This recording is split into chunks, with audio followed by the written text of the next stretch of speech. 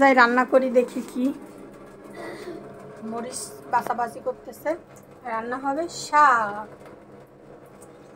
জলপাই মাখিয়ে খাওয়া হবে, সেটা পরে। কড়াইয়ে দিলাম পরিমাণ মতো তেল, আর এবার দেওয়া হবে, দেবো আমি দিয়ে দিই রসুন আর পেঁয়াজ। মূলো শাক রান্না করবো। মূলো শাক কেমনি রান্না করেন আপনারা? পেঁয়াজ রসুনটা একটু নাড়াচাড়া দিলাম, ডাল অল্প দিব। আজকে আমার এই চোখটা আবার অনেক লাল হয়েছে আগের দিনের মতো, কেন হয়েছে তা নিজেও জানি না। তো আম্মু শাক দাও, আজকে আমি শাক রান্না করতেছি গাইস। তো ভাপ করে ঢালে দিচ্ছি।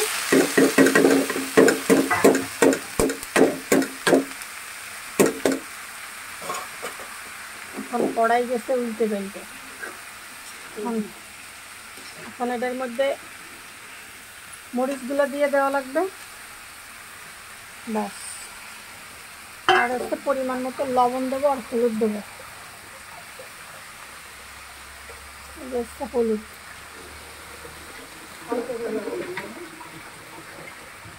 এই যে অল্প একটু লবণ দিলাম। আমি তুমি যে আমার এত ভালো ভালো কথা করছো, কারণটা কি কৌদি?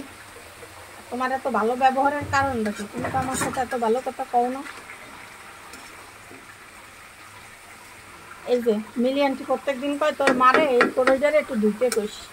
আমার মা প্রত্যেকদিন ধোয়, কিন্তু করইডার আসলে জন্মগতভাবে এরম হয়ে গেছে, বুঝছেন? এই জন্য আসলে গুণও কেন, ওয়াশিং মেশিনে দিলেও কাজ হবে না। বাস এখন এটা একটু খাও, ডাইতে দেবো নি আমু? ডাক না কই? কারণ এটা রাখতে দেওয়া থাকতে হবে। আম্মু তো শাকের মধ্যে পানি চিনি দেবে না, আমি করি। আম্মু তুমি পানির খাইয়ে বেড়ে এখন ইয়ে করলা, কোনো কথা হলো না। তো যাই হোক, এখন দেখি কি অবস্থা আমার শাকের। বাস শাকে কিছু শাক চিংড়ি মাছ দিয়ে বাস এখন রসটা একটু টানো, নাইলে তো আবার শাকে মজা লাগবে না। হয়ে গিয়ে এবার আমরা এটাকে নামিয়ে নেব। দেখছেন কি সুন্দর হয়েছে শাকের কালারটা? একটু ভালো আরো করবা ভাজা? যাই হোক, তাহলে আর একটু ভাজা ভাজা হোক। আপনারা ভালো থাকেন, আল্লাহ হাফেজ। আজকের মতো বিদায়। আবার কোনোদিন কোনো রান্না নিয়ে আবার চলে আসবো। ও চমকি আছে কি বলেন তো, আমাদের রান্নাঘরে লাইট নষ্ট হয়ে গেছে, তাই এখন আবার একা একা জ্বলে আর একা একা নিয়ে